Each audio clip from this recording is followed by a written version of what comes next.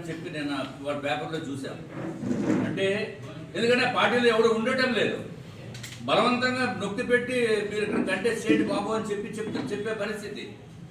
ఆ ఇదివరకు అయితే సీట్లు మాకు కావాలని చెప్పి ఎగబడి ఒక్క సీటుకి 4-10 మంది కాంపిటీషన్ ఉన్న రోజుల్లో అప్పుడు 2019లో ఇప్పుడు ఒక సీటుకి కూడా నాకు వద్దురా నాయన అని చెప్తున్నారు.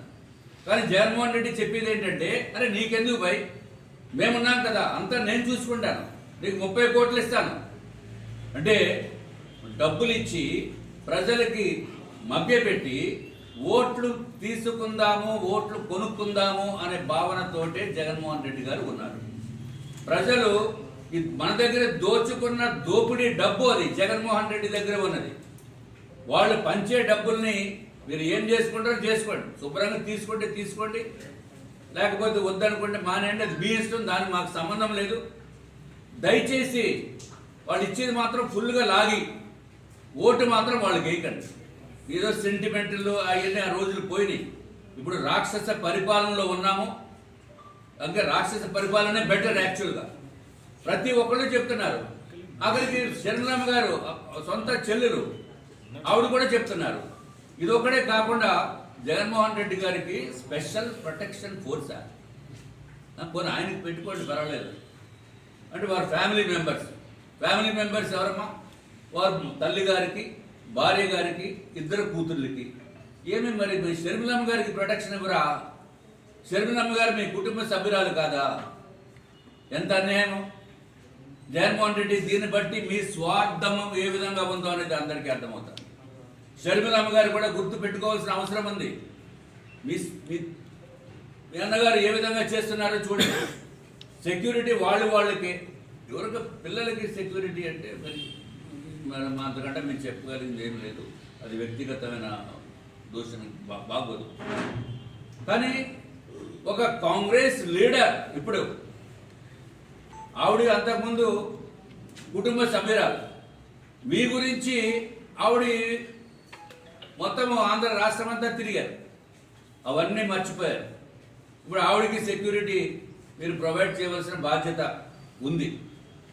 మీ కుటుంబ సభ్యులు, ఆవిడ కూడా మీ కుటుంబ సభ్యురాలే. ఎప్పుడైతే ఆవిడ ఎలక్షన్లోకి వచ్చారో ఇంకా ఈయనకి కంగారు మొదలైంది, దాంట్లో డౌట్ లేదు. అంతకుముందు ఓటర్ లిస్టులో కూడా వాళ్ళ పేర్లు ఉన్నాయి. సో నేను వాళ్ళు సానుభూతి పనులు లేకపోతే నేను ఆ విధమైన ఆరోపణలు నేను చేయటం లేదు. కానీ ఎందుకు డౌట్ వస్తుంది, ఎప్పుడైతే మేము ఈ 67 మంది బోగస్ ఓటర్స్ ఒక ఇంట్లో ఉన్నారు అంటే ఎవరు స్పందించాలి? అధికారులు స్పందించాలి. అది బదులు వైఎస్ఆర్సీపీ నాయకులు వాళ్ళు స్పందించేసి అబ్బాయి ఇదంతా తప్పు, విష్ణుకుమార్ రాజు ఆరోపణలు తప్పు అని చెప్పి ఇదివరకు పెద్ద ఎత్తున వాళ్ళు ప్రెస్ మీట్లు పెట్టి ప్రెస్ వాళ్ళని అక్కడ తీసుకెళ్ళి ఇదేదో కాగితాలు చూపించి అంత బోగస్ మనుషులు, బోగస్ వ్యవహారాలు. కోట్ల లెక్కర్లో దోపిడీ. యాక్చువల్గా సంవత్సరానికి 30,000 కోట్లు దోపిడీ. 5 సంవత్సరాల్లో జగన్మోహన్ రెడ్డి గారు దోపిడీ చేసింది 1,50,000 కోట్లు. మీరు ఇన్కమ్ ట్యాక్స్ డిపార్ట్మెంట్ దయచేసి ఆ డబ్బుల్ని బయటికి తీయించండి, ఎక్కడ దాచారు. లేకపోతే జగన్మోహన్ రెడ్డి గారిని అడిగితే అని చెప్తారు మనకు తెలియదు. ఇది నియంత్రణతో పాలన లేకపోతే ఏందో అర్థం కావట్లేదు. ఎప్పుడు దిగిపోతారంటే అప్పుడు హ్యాపీగా దిగిపోతానని చెప్తున్నాను. దిగిపోండి బాబు, గొడవ వెళ్ళిపోతుంది.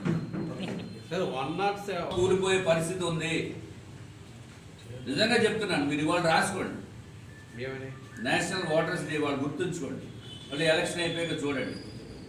ఎవరైతే పవన్ కళ్యాణ్ కలిసి ఉన్నారో ఆ పార్టీ అధికారంలోకి వస్తుంది.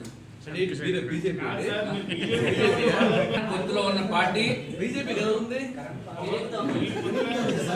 పొత్తులో ఉన్న పార్టీ అధికారంలోకి వస్తుంది. జగన్మోహన్ రెడ్డి గారు ఇంటికి వెళ్ళిపోతున్నారు. పవన్ కళ్యాణ్ 10 రోజులు అంటే ఎవరితో లాభం చేస్తున్నారు అంటే తెలిసిందా? 10 రోజులు వెయిట్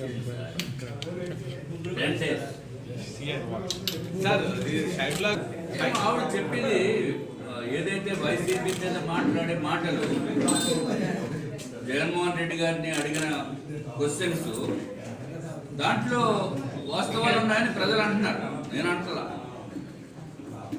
డైరెక్ట్ మాట్లాడారండి పబ్లిక్ అంటే it is not my stand, not my party stand.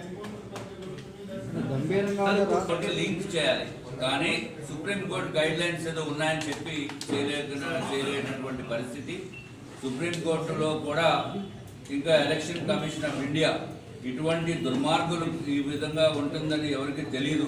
కాబట్టి ఇప్పుడు ఎలక్షన్ కమిషన్ ఆఫ్ ఇండియా వారు కూడా సుప్రీంకోర్టులో మళ్ళీ ఇంకొకసారి రివిజన్ పిటిషన్ వేసి ఈ రాష్ట్రంలోనే కాకుండా దేశంలో ప్రజాస్వామ్యాన్ని కాపాడటానికి ఓటర్ కార్డ్ని ఆధార్ కార్డు తోటి లింకప్ చేయవలసిన బాధ్యత అవసరం ఉంది.